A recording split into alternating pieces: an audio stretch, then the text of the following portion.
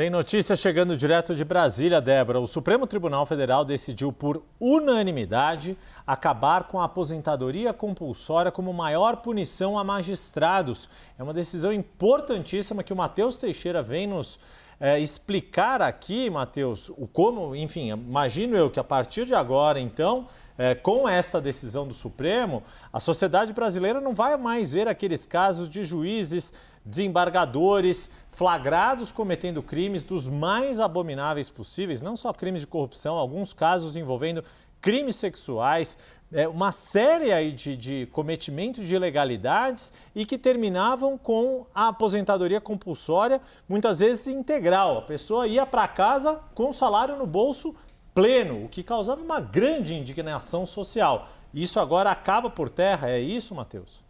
Perfeito, Yuri. A explicação está totalmente correta. A primeira turma do STF referendou a decisão do ministro Flávio Dino, que era justamente nesse sentido, contrariou a Procuradoria-Geral da República, que pedia para o julgamento ser no plenário do Supremo.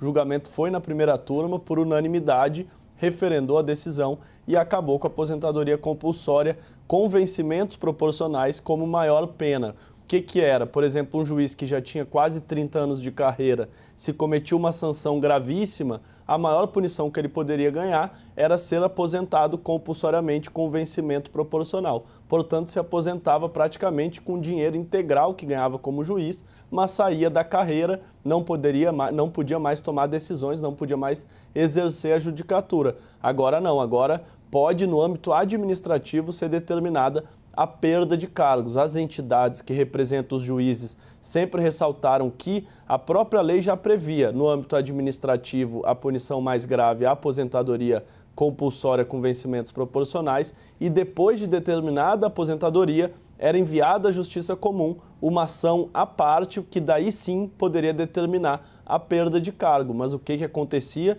isso foi mencionado pelos ministros no julgamento, era que essa segunda ação demorava muitos anos para correr. Então, praticamente, o que a gente via era justamente o que o Yuri acaba de mencionar. Podia ser a sanção mais grave possível, era determinada a aposentadoria compulsória e muito raramente era determinado depois a perda do cargo e, portanto, a perda também da remuneração, a perda do salário.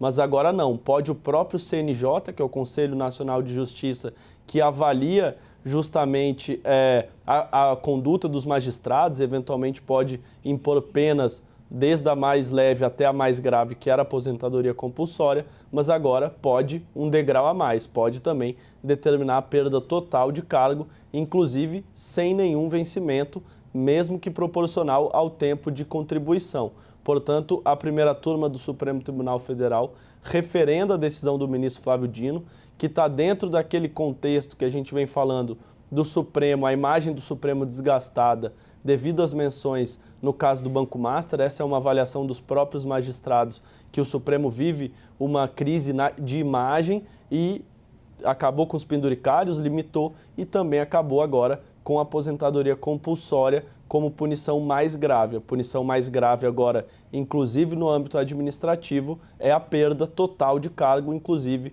com a perda do que foi contribuído para o INSS, contribuído de aposentadoria, não pode mais reaver esse dinheiro, perde o cargo, perde a aposentadoria.